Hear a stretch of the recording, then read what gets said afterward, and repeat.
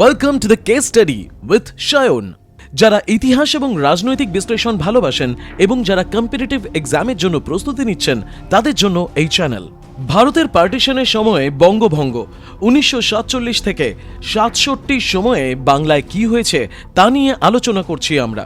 এই ভিডিওটি দেখার আগে অনুরোধ, আগের ভিডিওগুলো একবার দেখে আসুন।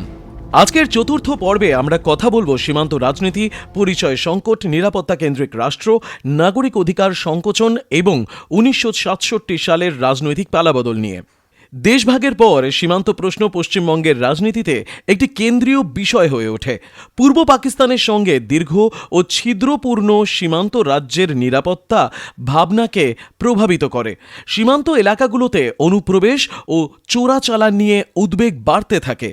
রাষ্ট্র সীমান্ত নিয়ন্ত্রণকে অগ্রাধিকার দিতে শুরু করে। জয়া চট্টোপাধ্যায় দেখিয়েছেন যে এই নিরাপত্তার দৃষ্টিভঙ্গি নাগরিক জীবনে গভীর প্রভাব ফেলে। সীমান্তবর্তী জনগোষ্ঠী সন্দেহের চোখে দেখা হতে থাকে, তাদের আনুগত্য নিয়ে প্রশ্ন তোলা হয়। এই সন্দেহ সামাজিক সম্পর্ককে ক্ষতিগ্রস্ত করে। নাগরিকত্ব ও পরিচয়ের প্রশ্ন আরও জটিল হয়ে ওঠে। দেশভাগ মানুষকে কেবল ভূখণ্ডগতভাবে নয়, মানসিকভাবেও বিভক্ত করে দেয়। উদ্বাস্তু ও সীমান্তবাসী মানুষের পরিচয় সংকট প্রকট হয়ে ওঠে।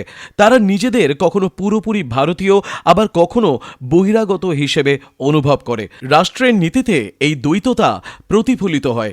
এদিকে তাদের পুনর্বাসনের প্রতিশ্রুতি দেওয়া হয়, অন্যদিকে তাদের ওপর নজরদারি বাড়ানো হয়।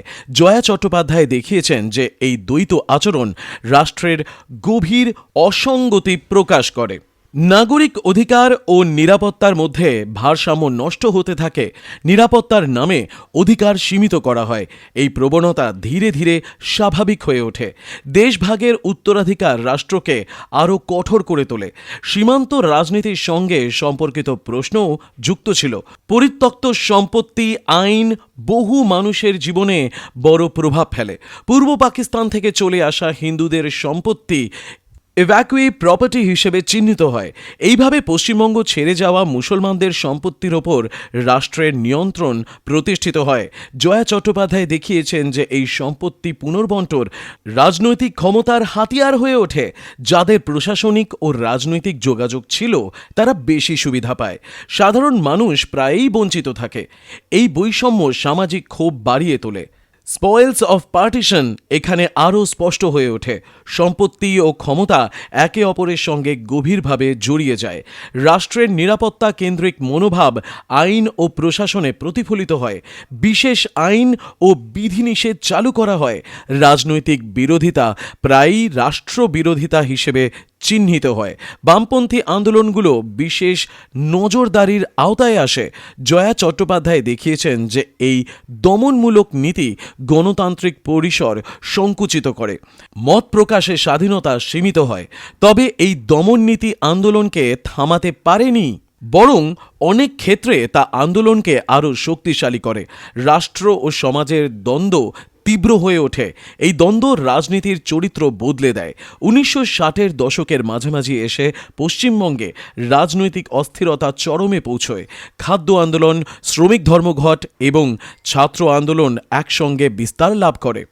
সরকার এই আন্দোলনগুলো সামাল দিতে ব্যর্থ হয়। শাসক দলের ওপর জনগণের আস্থা কমতে থাকে। জয়া চট্টোপাধ্যায় দেখিয়েছেন যে এই আশাহীনতার পেছনে দেশভাগের দীর্ঘস্থায়ী প্রভাব কাজ করছিল। মানুষ রাষ্ট্রকে সমাধানের অংশ নয়, সমস্যার অংশ হিসেবে দেখতে শুরু করে। এই দৃষ্টিভঙ্গি রাজনীতির পরিবর্তনের পথ প্রশস্ত করে। 1967 সালের নির্বাচনে এই পরিবর্তন স্পষ্ট হয়ে ওঠে। কংগ্রেস প্রথমবারের মতন পশ্চিমবঙ্গে ক্ষমতা হারায়। যুক্তফ্রন্ট সরকার ক্ষমতায় আসে। এই রাজনীতির পালাবদলকে জয়া চট্টোপাধ্যায় ঐতিহাসিক গুরুত্ব হিসেবে দেখিয়েছেন। তিনি এটিকে হঠাৎ ঘটে যাওয়া ঘটনা হিসেবে দেখেননি, বরং এটি ছিল দেশভাগ পরবর্তী 2 দশকের জমে থাকা ক্ষোভের ফল।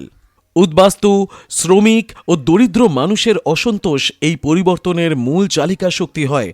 যুক্তফ্রন্ট সরকার তাদের কণ্ঠস্বর হিসেবে আবির্ভূত হয়। দেশভাগের রাজনীতি এখানে একটি নতুন পর্যায়ে প্রবেশ করে।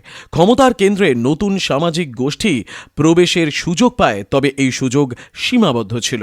কাঠামোগত সমস্যাগুলো পুরোপুরি সমাধান হয়নি, তবুও রাজনৈতিক মানচিত্র স্থায়ীভাবে বদলে যায়। 1967 পর পশ্চিমবঙ্গের রাজনীতি আরও সংঘাতমুখী হয়ে ওঠে।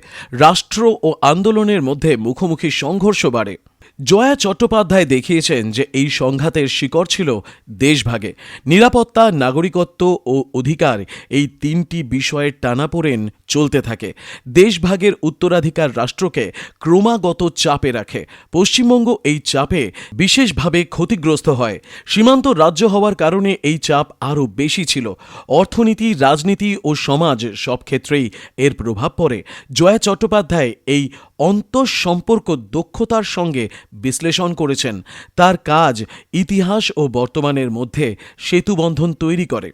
দ্য স্পয়েলস অফ পার্টিশন এখানে এসে দেখায় যে পরিচয় কখনো স্থির নয়। রাষ্ট্রের নীতি ও রাজনীতির সঙ্গে পরিচয় পরিবর্তিত হয়।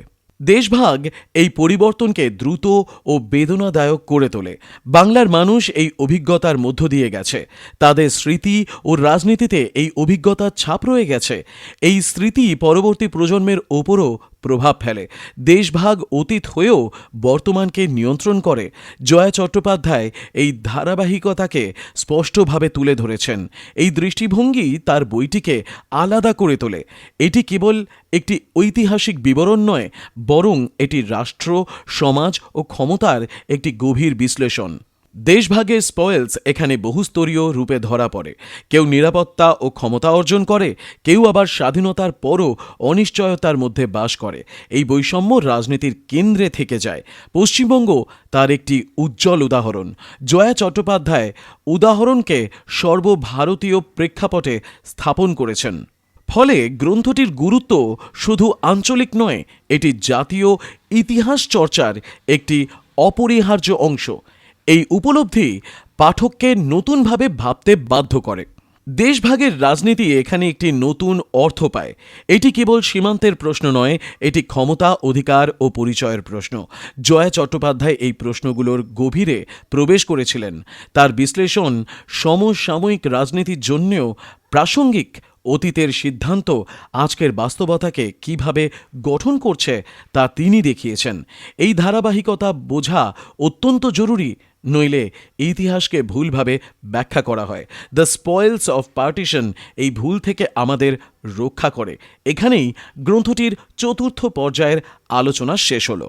এরপর আমরা প্রবেশ করব পঞ্চম এবং শেষ পর্যায়ে।